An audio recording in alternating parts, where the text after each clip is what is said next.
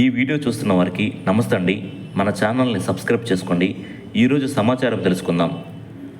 All Andhra Pradesh government class 4 employees central association రాష్ట్ర అధ్యక్షుడు ఎన్ చంద్రశేఖర్ గారు సమావేశంలో ఈ విధంగా తెలియజేశారు. ఉద్యోగులకు ఇవ్వాల్సిన రాయితీలను గత ప్రభుత్వం పెండింగ్లో పెట్టడంతో పాటు 11వ వేతన సవరణ సిఫార్సులను తొక్కిపెట్టి తీవ్ర నష్టం చేసింది. కూటమి ప్రభుత్వం వచ్చాక ఉద్యోగులందరికీ 1వ తేదీన జీతాలు ఇచ్చి ఇబ్బందులు తొలగించింది. పెండింగ్ రాయితీలను కూటమి ప్రభుత్వం విడుదల చేస్తుందని ఆశిస్తున్నాం. 12వ వేతన సవరణ కమిషన్ను నియమించాలి. 20 ఏళ్లుగా రాష్ట్రంలో శాశ్వత ప్రాతిపదికన 4వ తరగతి ఉద్యోగాలు భర్తీ చేయలేదు. ఆరోగ్య కార్డుల ద్వారా పూర్తి స్థాయిలో నగదు రహిత వైద్య సేవలు అందించాలి అని తెలియజేశారు. ఇప్పుడు మరో సమాచారం తెలుసుకుందాం.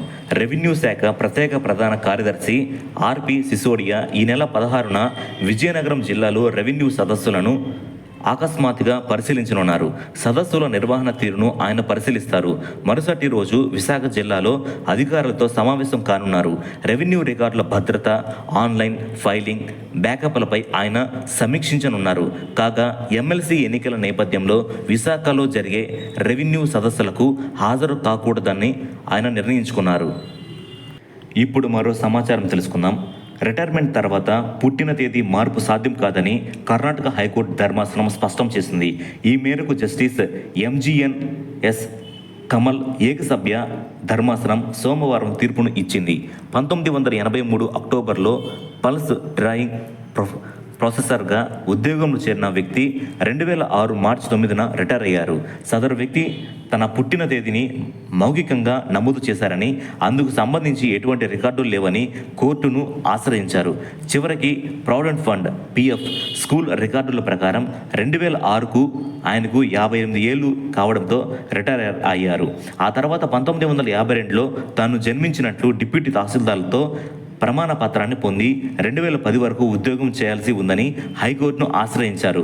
విచారణ జరిపిన ధర్మాసనం ఉద్యోగంలో చేరిన సమయంలోనే పుట్టిన తేదీని నమోదు చేసుకోవాల్సి ఉంటుందని పేర్కొంది.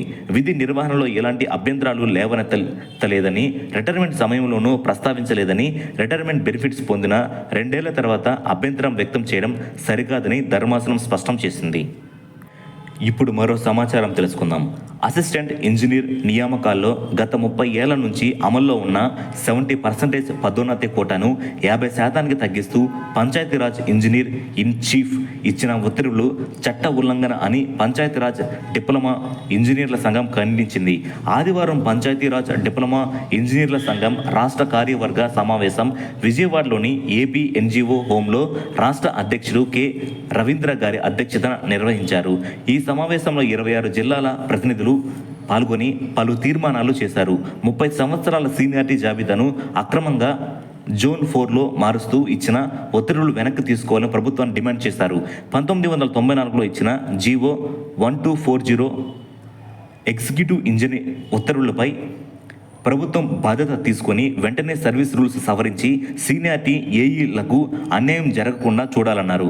2014-2019లో వేసిన సిమెంట్ రోడ్ల విషయంలో గత వైసీపీ ప్రభుత్వం వేసిన అక్రమ కేసులు 5 జిల్లాలలో రద్దు చేశారని, మిగిలిన జిల్లాల్లోనూ రద్దు చేయాలని ఇంకా పలు తీర్మానాలు చేశారు.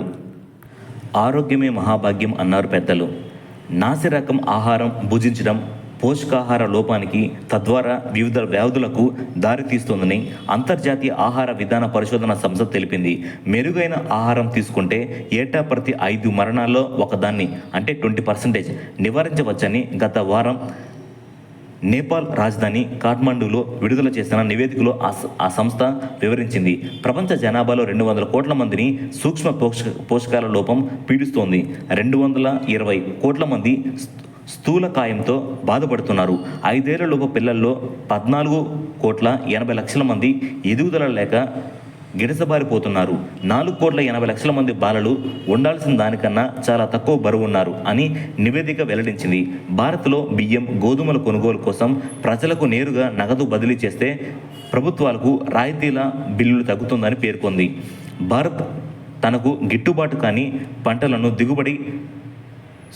దిగుమతి చేసుకుని వాటి కోసం ఉపయోగించే భూమిని ఇతర పంటలకు మళ్లించాలంది.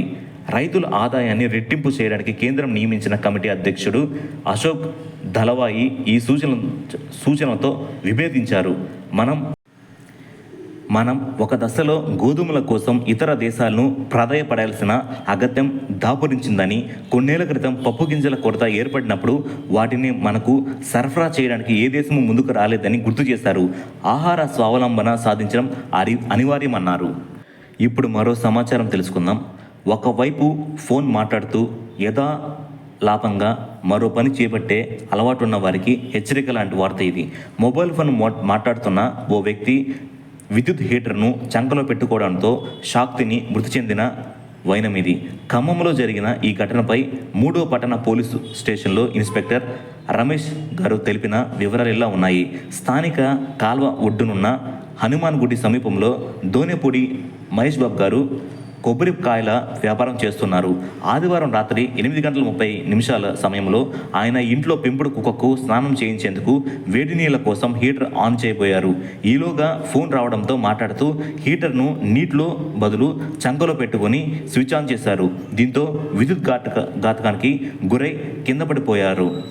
దగ్గరలో ఉన్న ఆయన 9 ఏళ్ల కుమార్తె శబన్య భయంతో కేకలు వేస్తూ పరిగెత్తింది. దీంతో అప్రమత్తమైన భార్య దుర్గాదేవి స్థానికులు మహేష్ బాబును ఆసుపత్రికి తరలించారు. కానీ అప్పటికే ఆయన మృతి చెందినట్లు వైద్యులు తెలిపారు. కాబట్టి జాగ్రత్తగా ఉండండి, నిర్లక్ష్యం వద్దు. ఇలాంటి సమాచారం తెలుసుకోవడానికి మన ఛానల్ని సబ్స్క్రైబ్ చేయండి, లైక్ చేయండి, షేర్ చేయండి, కామెంట్ చేయండి. Thank you.